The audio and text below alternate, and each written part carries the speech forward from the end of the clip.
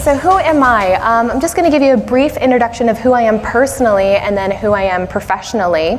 I know it doesn't sound like it, but I actually live in the UK, and I have lived in the UK for the last 11 years. I was born in Minnesota, and I think we have some representation from there as well, so that's quite fun.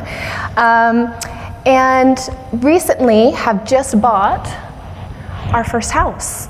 It's actually an old Georgian schoolhouse, and it was built in about the 1700s, so it's pretty old, kind of, I think it's actually older than the country's been established here and things like that. So it's been a real fun renovation project, and we've been focusing the last year pretty heavily on it because we actually got married in our backyard, my husband and I, just a couple of weeks ago.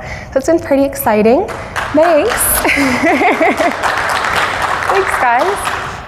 So that's been pretty exciting, very emotional. It's been a very busy summer with that and DevCon as well.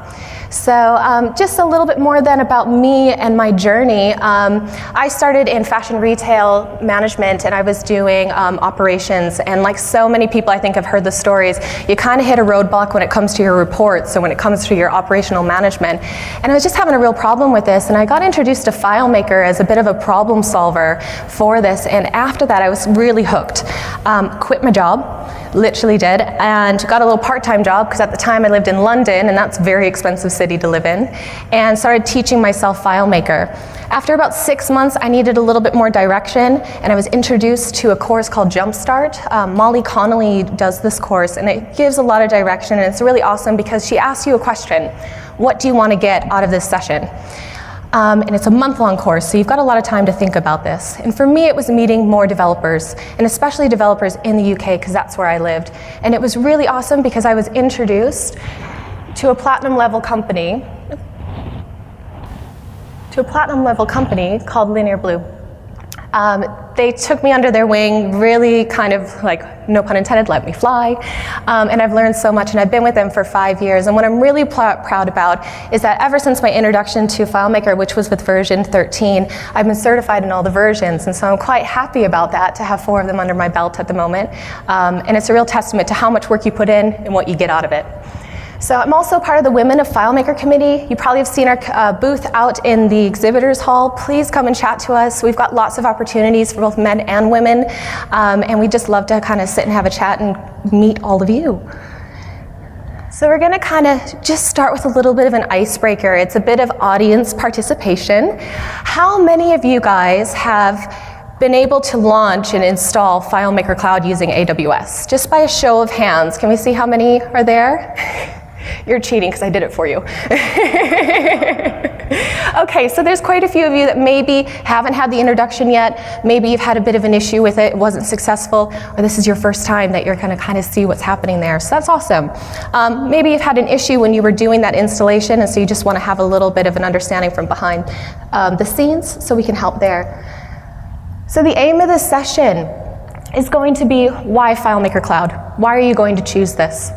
And actually, what is it? And what's AWS and all these different kind of acronyms that you're hearing everywhere? What does that actually mean? And with all of that, I'm sure everybody's kind of seen all the marketing that says it's super easy. Well, how hard is it going to be really? And with that, we're actually going to dive in, and we're going to launch an instance. We're going to connect to FileMaker Cloud, and we're going to deploy a file as well. So we're going to really go through that. You're going to see how much time this takes, and then hopefully have the confidence to make a decision when you're choosing your deployment strategy. And that's the main point of the session, for you to have the confidence when you're making that choice. So with that, we're going to have an introduction to FileMaker Cloud, and we're going to compare that to server. We're also going to talk about AWS, discuss licensing.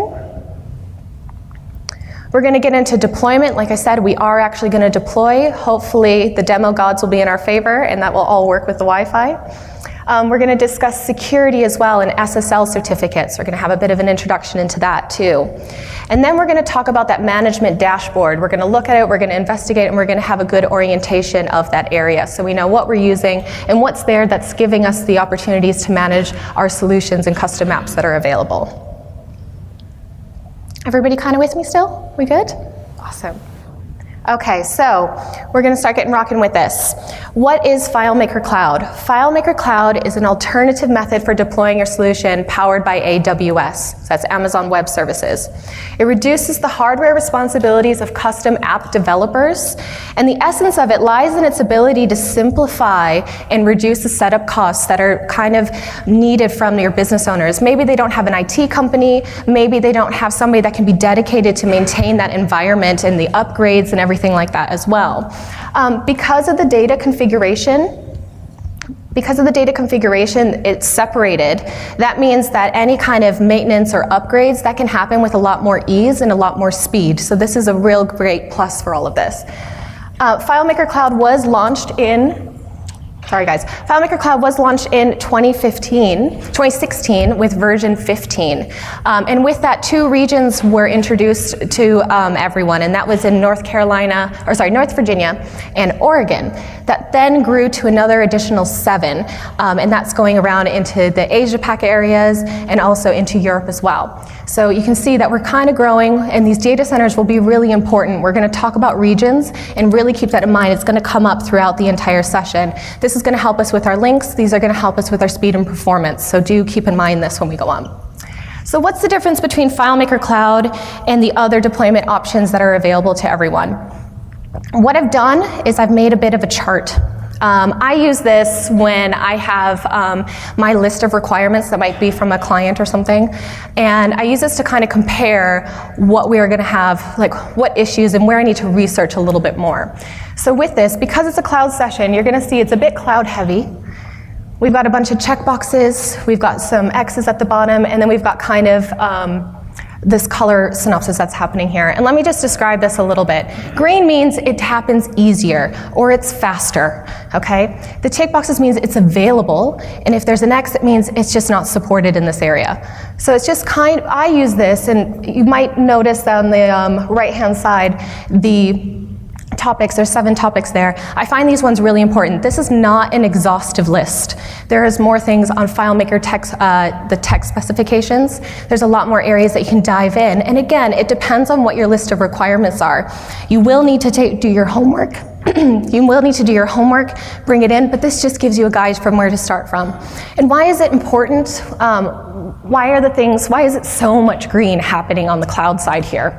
Well, that's because obviously the licensing is all going to be the same because that's happening with FileMaker directly. But when it comes to hardware, there's just no setup there. There's just no additional hardware costs that are happening there. When it comes to security, the SSL is already built in. You have a 90-day certificate, so as soon as you launch, you're secure. That's happening with Komodo, and that's really safe and secure. That's happening on there as well. There's also the speed and deployment. You can do this in 20 minutes. Again, once you've made your decision, you can do this in 20 minutes. Making the decision might take a little bit longer to do. And then you have things like automatic notifications. So when you're doing your maintenance and things, you'll know when things need to be updated. And some of these things will automatically update for you. So it's a little less hands-on that's required from you. To me, there's 2 really important things as well. It's the disaster recovery area. Everybody has this fear that if in your environment, say you have a server on-premise location, say there was a fire or a flood or something like that, and all of your information is there, you're going to lose it. With it being on the cloud, or even with a privately hosted agreement, you have some security there. That environment doesn't really matter what's happening to your information.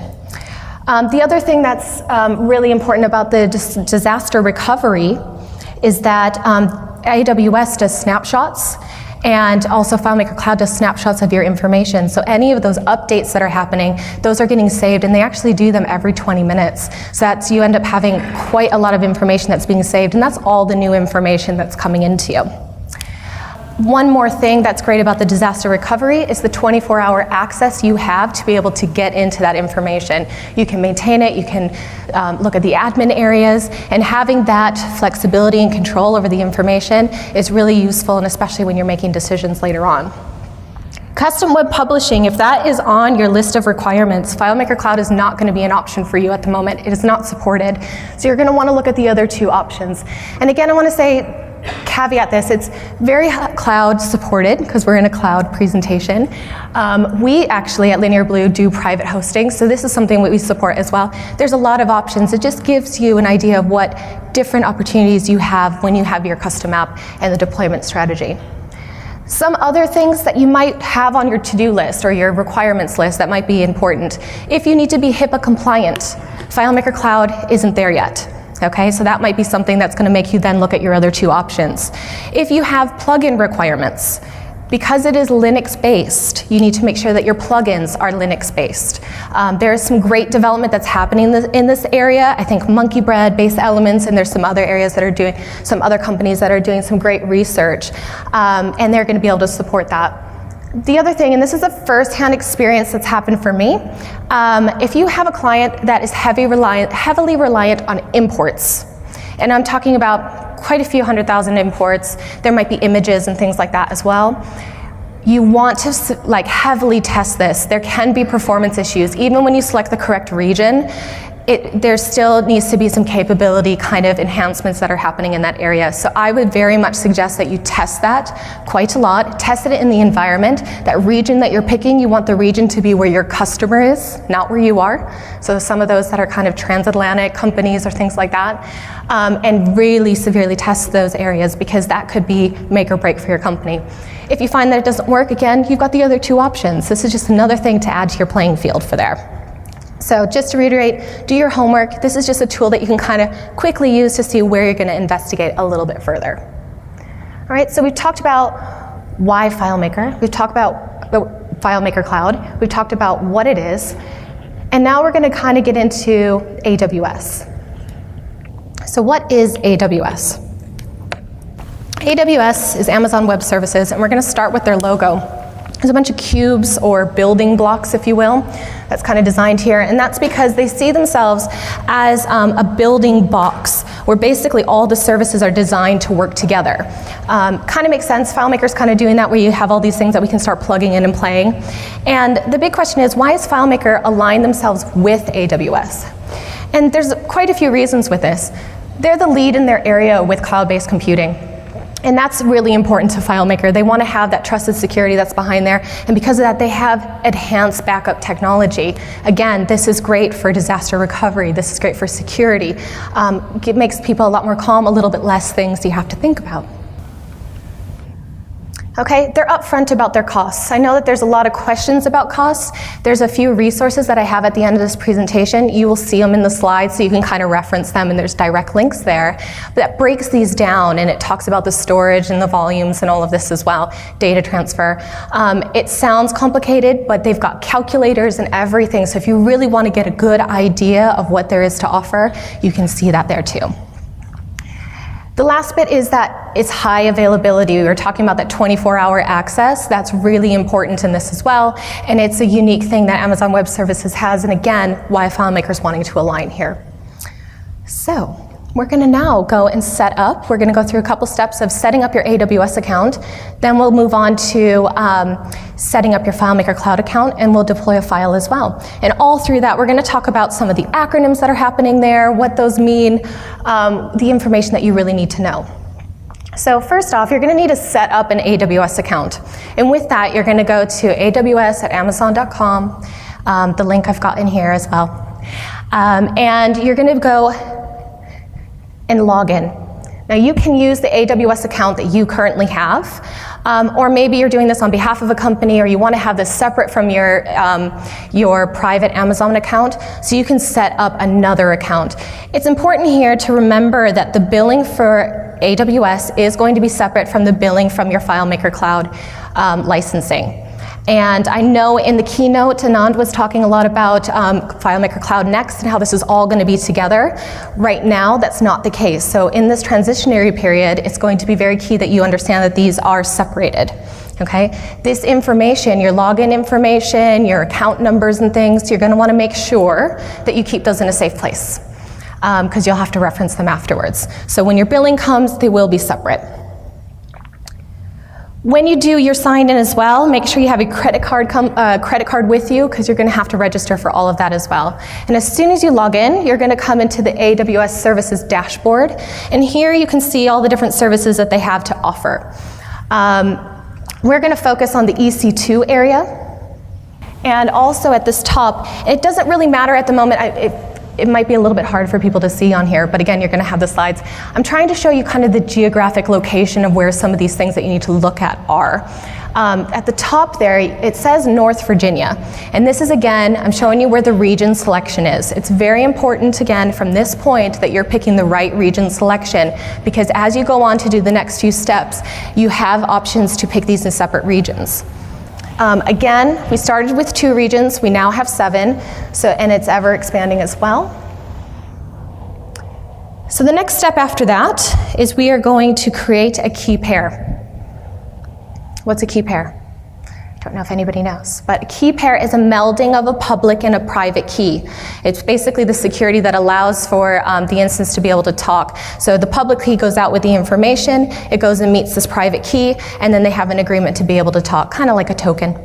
Okay, AWS, the EC2 instance, that uses 2048-bit encryption, which is pretty high-grade encryption as well. So again, if there's any security concerns, they've done a lot there to make sure that it's secure.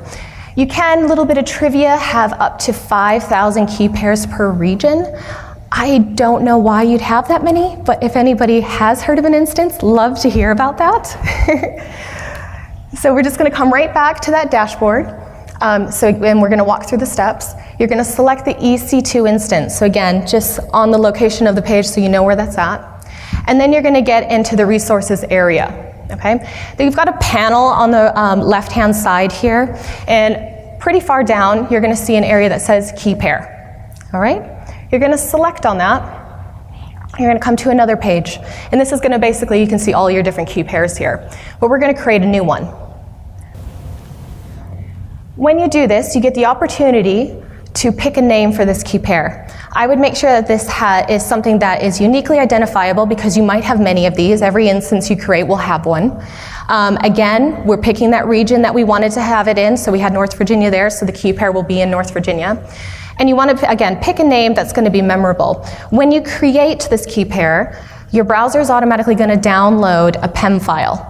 Okay, and this is going to be your private key. Sometimes, depending on browser, don't know why it happens, you'll get a TXT extension at the end of it. You need to make sure you remove that because it wants the .pem. All right.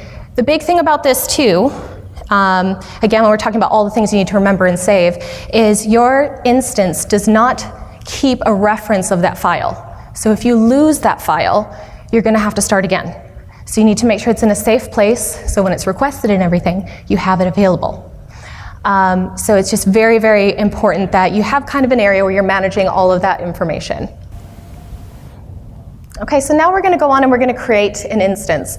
Now, don't know if any of you guys have seen some of the videos that there are to offer about going to the marketplace and you kind of doing some searching and doing a couple different web searches and things like that. With FileMaker 17, there was an introduction on the FileMaker website where you can go to their store and you can go to the teams, and the middle section is for the cloud AWS selection. Okay, we're going to do the instance where we're bringing our own license and we're converting that. So you've already made the agreement with FileMaker with what you're going to have. We've got a 5-user, so the information you'll see later on is all going to be reflective of that amount. And literally, you're just going to select the button that's at the bottom, and that's converting your BYOL to AWS. You're then going to come directly to the marketplace area. Again, there's another way to get to this. I'm just showing you the new way to do it. And here you're going to see a couple things that might look, what is this information? You know, it might be a little bit questionable. Not questionable, but you don't know what it is. It says it's sold by Orbitera. That's just a reseller that Amazon Web Services uses. Doesn't mean anything more than that. There's not really going to be any more information that you see from that, but it might be something new that you see there as well. When you scroll down the page, there's going to be some information about an AMI, which is an Amazon Machine Image. And this is basically the master appliance that's used to create your virtual machine in your OS. Okay, so this is like your operating system and everything here. You can launch multiple instances on this AMI, okay? As long as the configuration is the same, so you don't have to keep making new ones over and over again. Okay, again, you're gonna see that you have a region selection.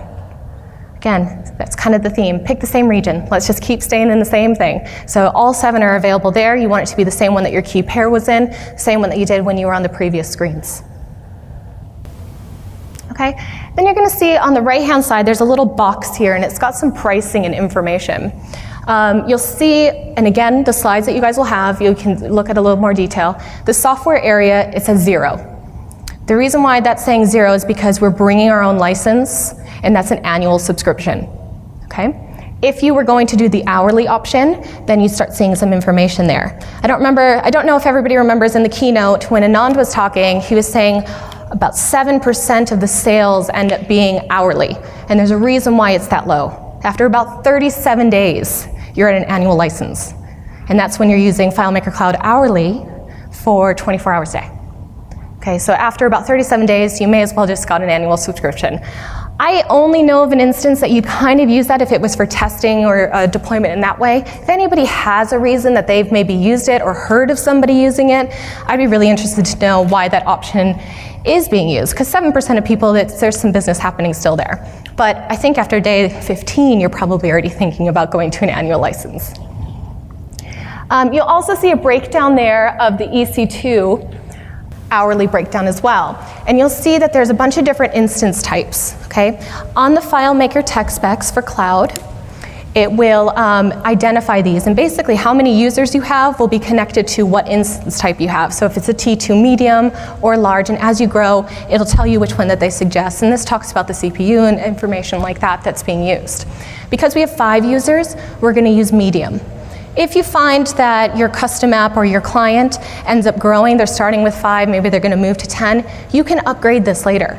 That is totally fine. You don't have to reconfigure. Literally, there's gonna be a very easy upgrade subscription area where you can go and continue on with that. When you're looking at the costs for that EC2 instance, the things that are gonna be in there is the cost of the server, the cost of the storage, and then there's gonna be data transfer and things. So you can see, I think it's something like a couple cents per hour sort of thing. So it kind of doesn't add up as much as you think, and you get quite a lot as well. When we get into the dashboard on FileMaker Cloud, we're gonna see that storage and information there too. Once you've selected your instance, you're then gonna click Continue to Subscribe. And now we're gonna create a stack, and this is the template that you use to basically run your services on. So you're gonna come to another screen. It looks very similar to the other one. And you're gonna be in the usage instructions area, okay? And at the bottom here, there's quite a few different options. Again, they're region specific. You're picking a template, okay? That template that you're gonna run your services on. You want to pick the one that aligns with your key pair, that aligns with your instance type that you just selected. Once you do that, you're gonna be in the Create Stack area. And here, automatically, it brings in the BYOL option, it brings in that template, and it fills it at that bottom line there. So it's just a really long URL that's sitting there. You then get the option to add some additional information. So you're gonna be able to name that instance. And I'll explain all the different fields. I mean, there are only 5 fields that are here, but you get to pick the name for the instance, for the stack that you're creating. Again, you might be doing multiples there. And you also put an email address that's in there. The email address is going to be where your notifications go to. So again, you want to make that something that you're going to be referencing often. And then you're going to reconfirm which instance you selected. Okay? And then you are also going to match it to the key pair that's in the same region that you had before. If you have a point, if you come to this point and there is nothing in that drop-down box, and that's the last selection at the bottom there, there's nothing there, it's probably because your key pair is in the wrong region. So you will have to go back, create a key pair back in that, when you were in that AWS services area, and just make another key pair. And it doesn't matter, you can, like I said, do up to 5,000 per region, so you can have multiples of these. But you just need to make sure. We had that gotcha. That wasn't really fun, because we just thought, what, did we miss a step? But we ended up finding out it was because of the region. You then have an area where you have additional options, advanced features. These are not required when you do FileMaker Cloud installation. You can add these. We're not going to go into them because, again, this is a beginner course, but anybody who wanted to later, that's fine as well. but it's just some advanced features and tagging that you can do. So then what you'll get is a review page, and that's the last 4 slides all together there. You get a choice at the bottom to acknowledge the terms and conditions, and then literally you've created your stack. Okay? So I have several stacks that are created here. So one additional one would come up and you'd start seeing the different indicators telling you if they've been created successfully, if what their status is, and you just have some information that's there. You'll see the key names that are there. I've kind of blocked out some client-sensitive information, so that's why it's blank at the moment. You can use this to maintain everything. Sometimes when you go to the next steps of creating your FileMaker Cloud installation, you might find that it's failing or it's taking a little bit of time. It's because it's creating that operating system. So you just need to give it a little bit of time. It's about 15 minutes, 15-20 minutes just for it to kind of set everything up. And those of you who've done a server installation, that's a heck of a lot faster. 15 to 20 minutes is not that long to have to wait for that. You're then going to receive an email from FileMaker. Okay? And this is going to be your link to opening up your FileMaker Cloud console. With that, it's going to ask you for 4 different bits of information: your Amazon account number, your email addresses, the region that you're going to be in, and everything. And it's going to have a direct link that's going to take you to this screen. And this is where you basically fill in all that information. You get an opportunity to pick your domain here. There are some reserved words in FileMaker, so if you find that your domain name isn't working, try a different name, try a different configuration of numbers, letters, whatever you're using. But try to have it be something that identifies your company or identifies the file, because you're going to be using this to deploy with the rest of your team or your client's team later when you do your custom app. Okay? After you do that, you're going to set up. It takes about anywhere from 1 to 5 minutes for that all to get configured. Okay, so there's a little timer that happens and you just sit there and wait. You don't have to refresh the screen, you don't have to do anything with that, but you automatically get in there. That username and password, it could be the same, that you could enter the same one that was on your Amazon account, or you can have a separate one that's for just this login. That's completely up to you, but again, keep in mind those are going to be separate unless you choose to make them the same. Now we're going to demo and we're going to hope the internet's going to be lovely. All right, and so this is going to be your FileMaker dashboard. In this area, I can zoom in on, so I will, to try to make it a little bit easier for everyone. So in this area here, it's going to look a lot like the server. They have the exact same design. And here you're going to get a system overview. So you're going to see the total number of connections that you have, the number of users, the number of hosted databases on this machine as well. And you're going to be able to see, versus live versus how many are available. You're also going to be able to have a breakdown between FileMaker Pro Advanced, FileMaker Go, and WebDirect connections. You'll see as well in this middle section, you've got an overview of everything that you just kind of committed to and entered. Host name, server IP address, the type of instance. You'll see some information about your annual limit for API, and you'll see this number says 120 gig. It's just the breakdown with 5 users to, I think it's like 2 gig per month for the year, that sort of thing. One thing to note here is you've got the host name and the server IP address. When you're connecting your custom app directly to this hosting, I would suggest using the host name. The reason for that is because if you changed your instance type, your server IP address is going to change. It won't be that again. Okay, and if you went back and forth and all of that, it will never go back to that IP address. So what you probably don't want is your client calling up Monday morning saying, oh, this upgrade's happened and I can no longer see my file, I can't do work, everybody goes home, business is bad. So don't really want that. So yeah, use the host name. This is going to be a great link for it. At the bottom here as well, you're going to see some volume status information.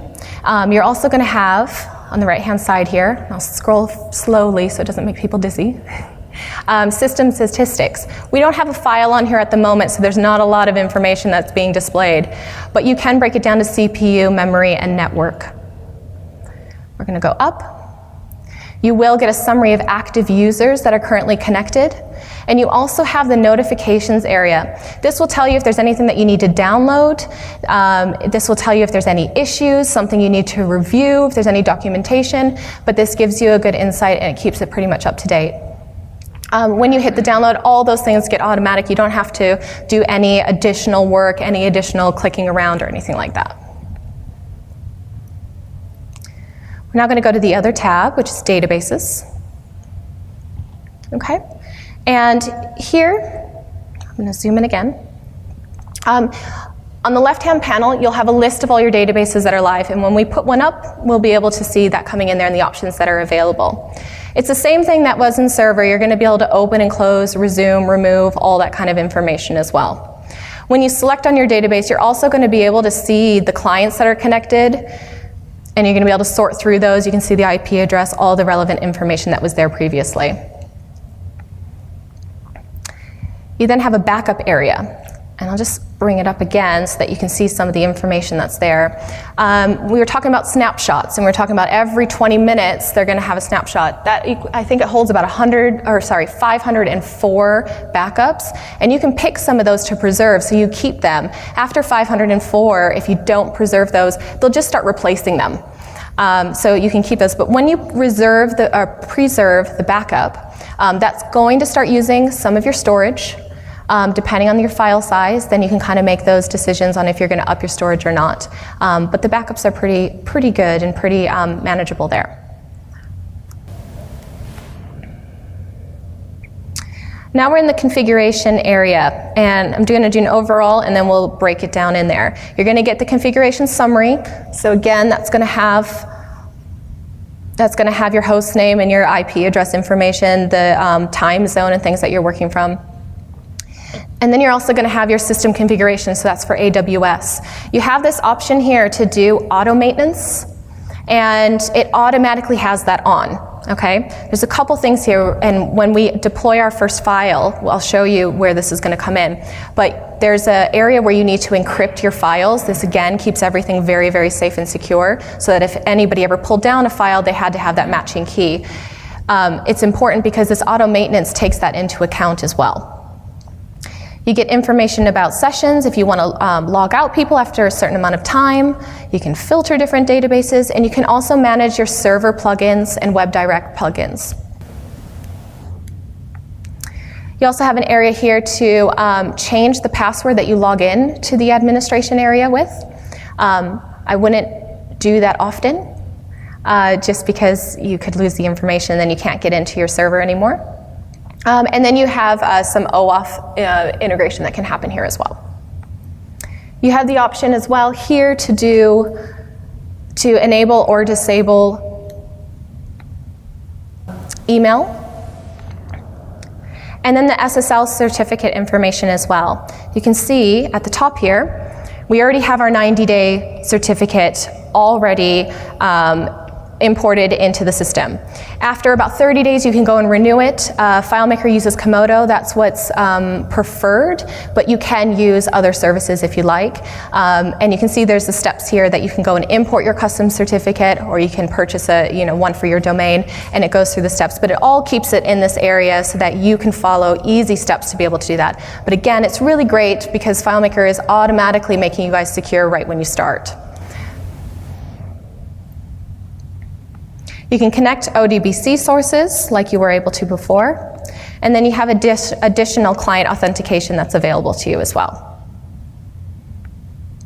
The last area here is the subscription information, and this is where we were talking about if you need to upgrade. If your client has changed from 5 users to 10 users, if the import requirements are a little bit more, so we need a little bit more power that's happening here, you're able to do this and navigate to different areas of the system to be able to upgrade these areas. So here we've got our user connections. If we wanted to change that, we can do that there.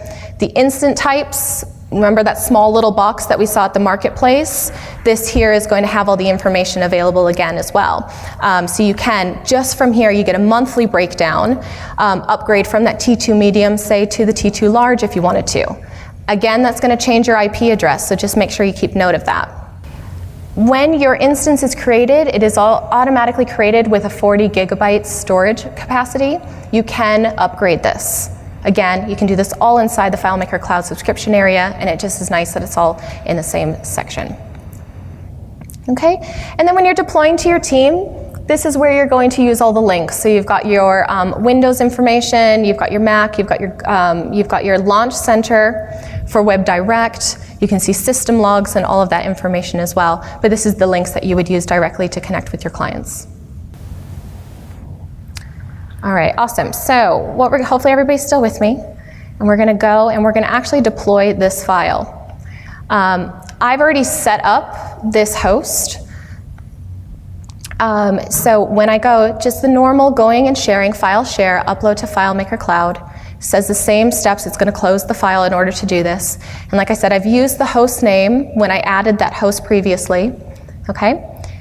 And then it's going to ask me for the username and password. Okay, it won't let me copy and paste there.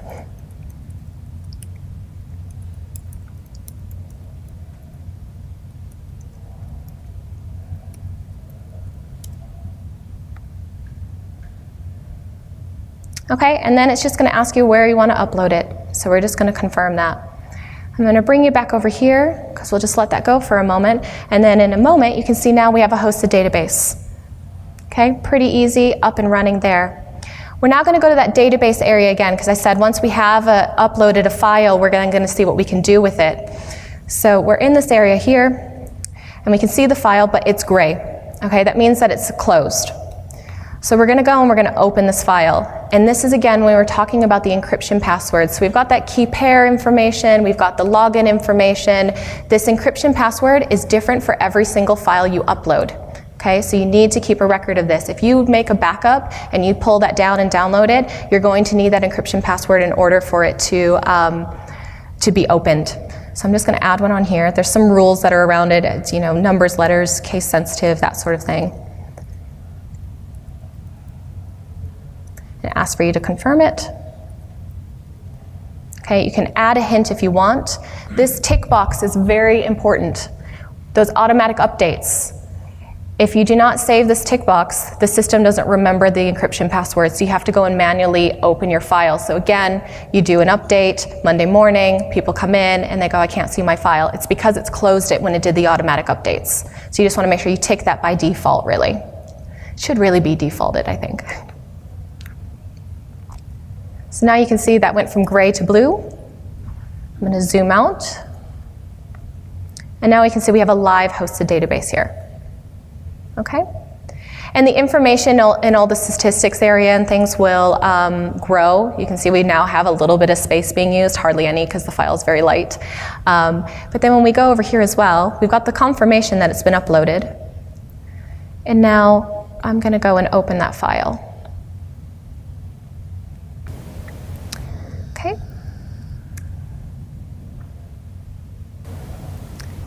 And the reason why we're going to do that is because now we can see the user count has changed. And now we can see the active user is myself.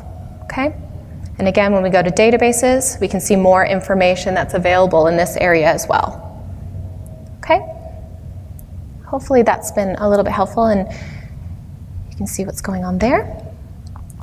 So I'm just going to go back now to the slides, if you guys can bear with me a moment while I do that.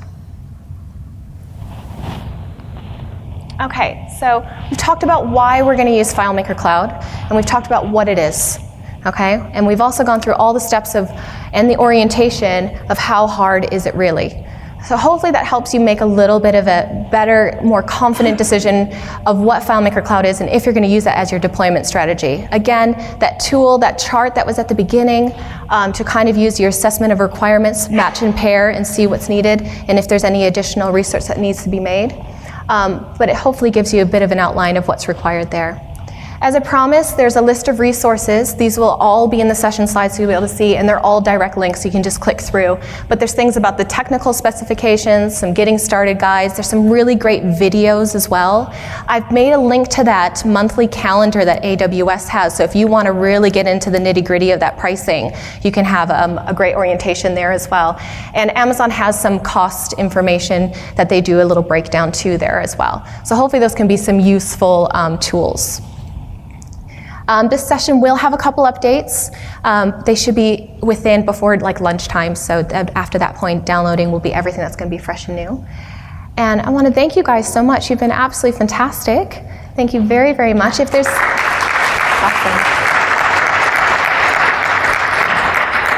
If there's any questions, there's a mic in the back and a mic in the front.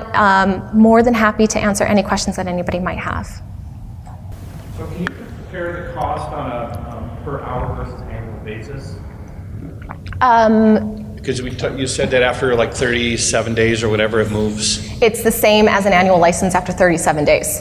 Oh, really? Exactly the same. Okay, so there's not an hourly rate versus an annual, just accumulation of hours? Yeah, it's just when it breaks it down, I think it's something like, what was it? It was like 99 cents an hour or something like that.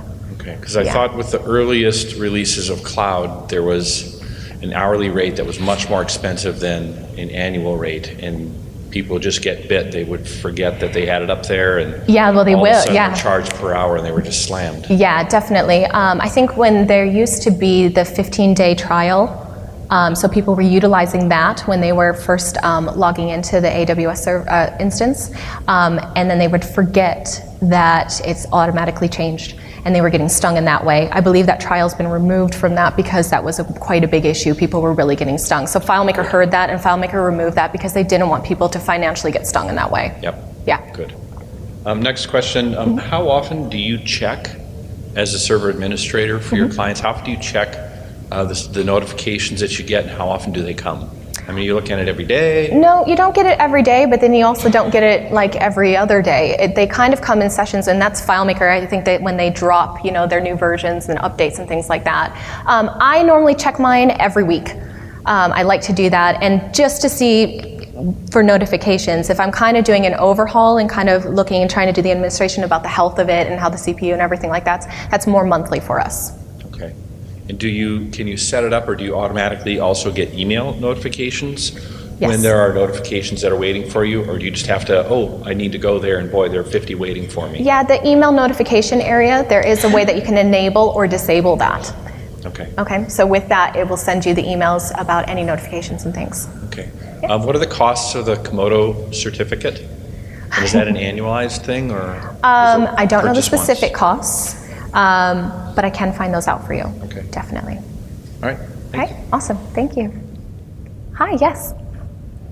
Now, I know you can script deployment of like an AWS instance. Sorry, can you say that again? You can script the deployment of an AWS instance, do that via command line and whatnot, so you can do everything kind of in a production environment where everything's the same.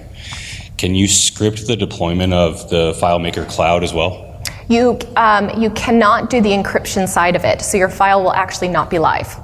Okay. Okay, so you want to still do that manually and make sure that you're getting that encryption password, as far as my understanding. Okay, That you can. thank you. Okay. Hi.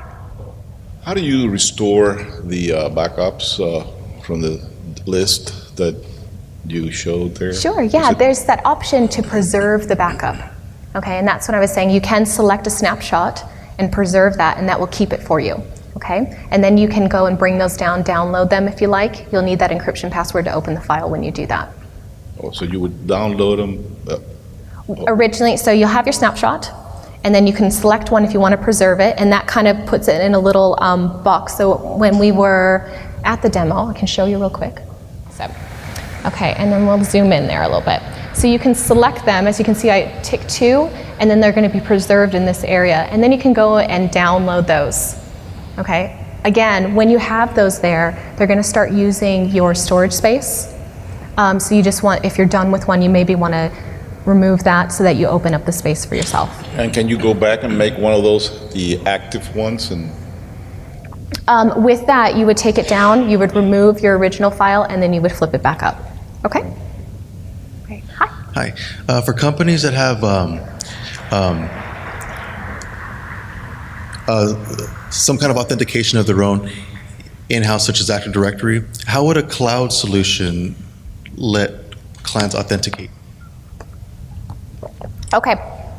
So with that, let me just unzoom here.